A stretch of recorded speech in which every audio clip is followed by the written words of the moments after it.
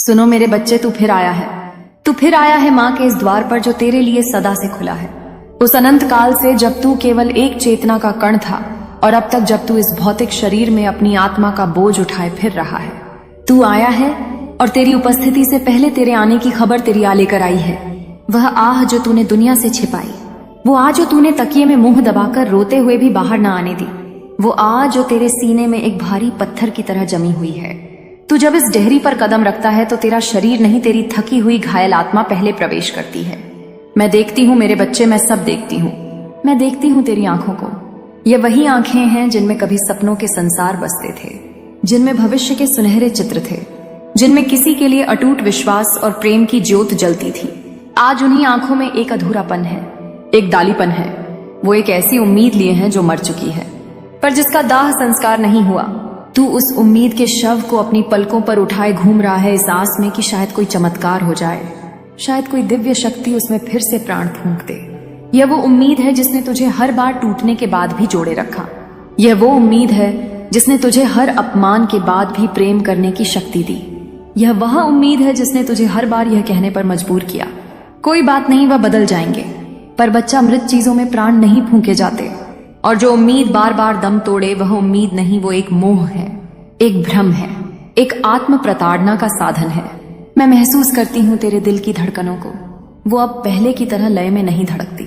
उनमें एक बेचैनी है, एक घबराहट है, और उनके बीच बीच में एक लंबी गहरी चुप्पी है, एक घुटी हुई टीस। यह वो टीस है जो तब उठती है जब तू अकेला होता है, जब रात का सन्नाटा तुझसे बातें करने लगता है, जब कोई पुराना गीत, कोई भूली बिसरी जगह, कोई महक तुझे उस अतीत में खींच ले जाती है जहां तूने अपना सब कुछ दांव पर लगा दिया था। यह वो टीस है जो शब्दों में बयां नहीं हो सकती, जिसे तूने कभी किसी को बताने की कोशिश भी नहीं की, क्योंकि तुझे डर था कि कोई समझेगा नहीं या शायद तेरी पीड़ा का मजाक बना देगा। यह वो टीस है जो सीने के बीचों बीच एक सुई की तरह चुभती है और फिर धीरे धीरे पूरे अस्तित्व में फैल जाती है, तुझे भीतर से सुनकर देती है। तूने इस पीस को हंसी के नलाब के पीछे, काम की व्यस्तता के पर्दे के पीछे, और मैं ठीक हूं कि झूठे आश्वासन के नीचे ना जाने कितनी बार दबा दिया, सिर्फ इसलिए, सिर्फ इस एक मासूम सी चाहत में कि शायद वह तुझे समझ ले, शायद वह तुझे एक दिन उसी तरह चाहे जैसे तूने चाहा था। मैं सुनती हूं तेरी आत्मा के मौन क्रंदन को। तेरी आत्मा में वह अनंत दर्द है, वो दर्द जो तब पैदा होता है जब विश्वास को तोड़ा जाता है, जब समर्पण को कमजोरी समझा जाता है, जब पवित्र भावनाओं को खेल बना दिया जाता है। यह वह दर्द है जो शरीर के घावों से कहीं ज्यादा गहरा होता है, क्योंकि इसका कोई मरहम नहीं होता। यह आत्मा का वो घाव है जो समय के साथ भरता नहीं बल्कि और गहरा होता जाता है। तूने इस दर्द को अपनी मुस्कुराहटों में घोल कर पीना सीख लिया है। तूने इसे अपने रोजमर्रा के जीवन का हिस्सा बना लिया है। लेकिन बच्चा, माँ से कुछ नहीं छिपता। मैं तेरी उस हरी सिसकी को सुनती हूँ जो तेरे हलकट में ही घुट कर रह गई। मैं तेरे उस हर आंसू को देखती हूँ जो तेरी आंखों से बहने से पहले ही सूख गया। क्यों सहा तूने यह सब? बस एक छोटी सी आशा के लिए। शायद वह तेरी भावनाओं की धीमत समझे, शायद वह यह जाने कि प्रेम केवल पा लेना नहीं, प्रेम दे देना भी होता है। प्रेम अधिकार जटाना नहीं, प्रेम सम्मान करना भी होता है।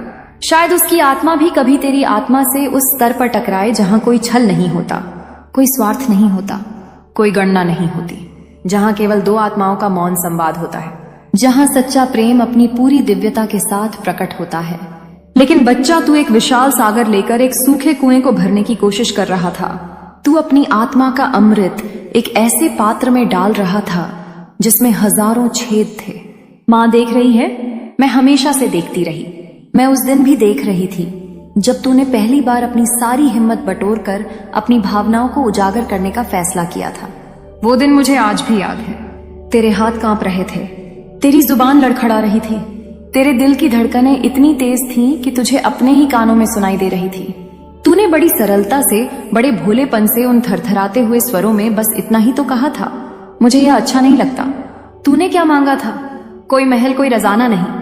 तूने बस इतना चाहा था कि वह तेरी भावनाओं का मान रखे।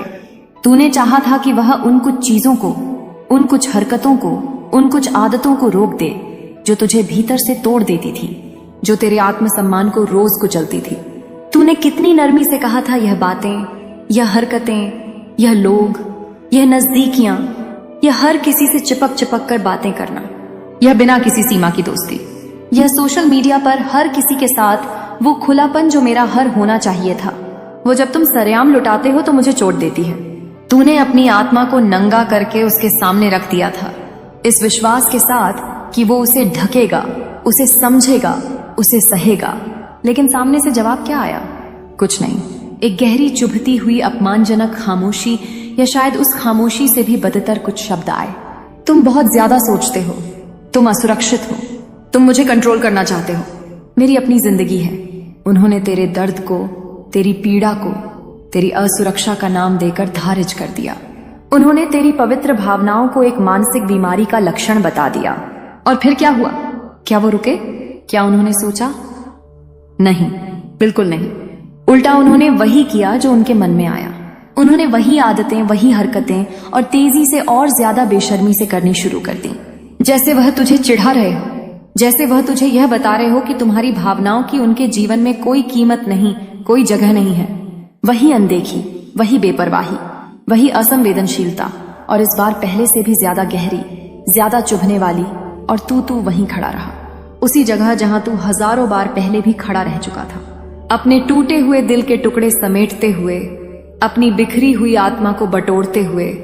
और हर बार की तरह इस बार भी तूने बुद्ध को ही समझाया, ठीक है, शायद अभी नहीं, शायद उनका मूड ठीक नहीं है, शायद वो किसी और बात से परेशान है, लेकिन कभी ना कभी तो समझेगा।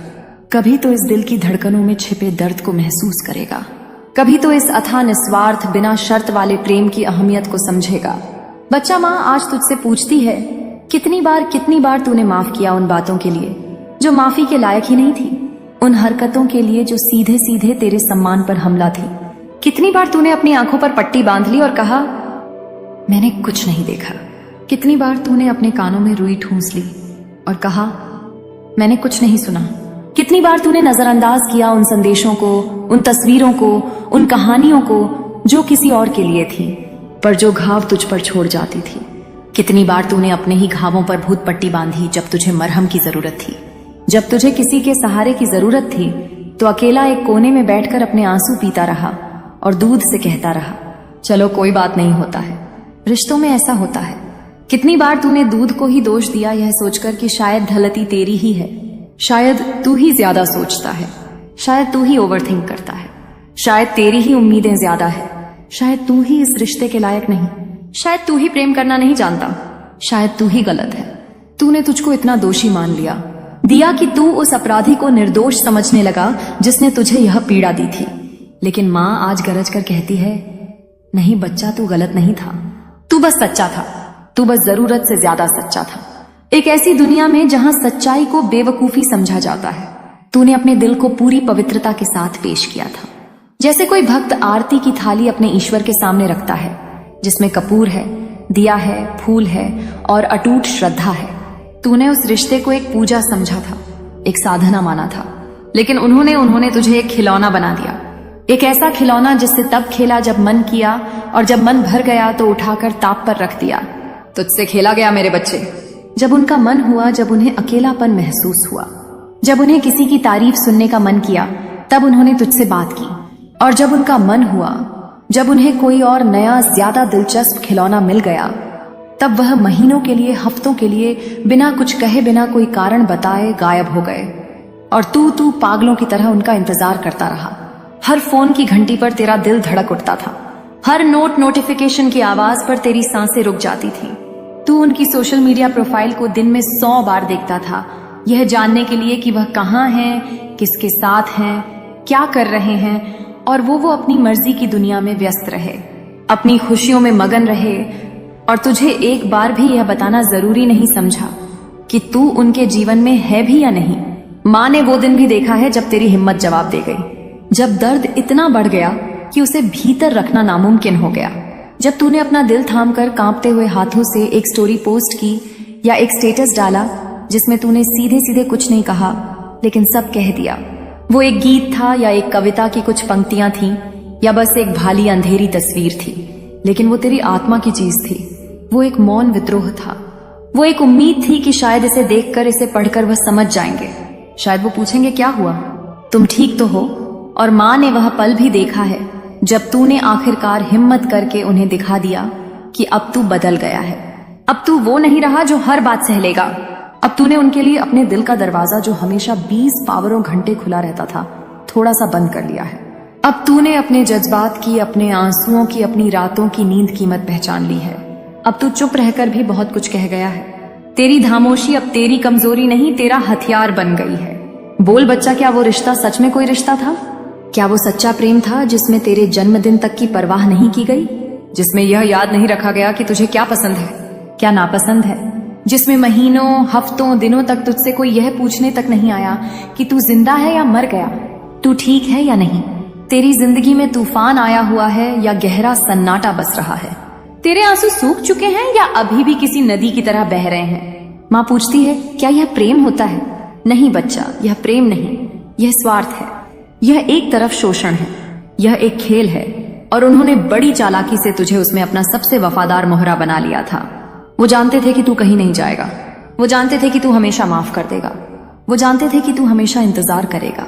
यह उनका आत्मविश्वास नहीं, यह उनका अहंकार था जो तेरी सच्चाई और तेरे प्रेम पर पलता था।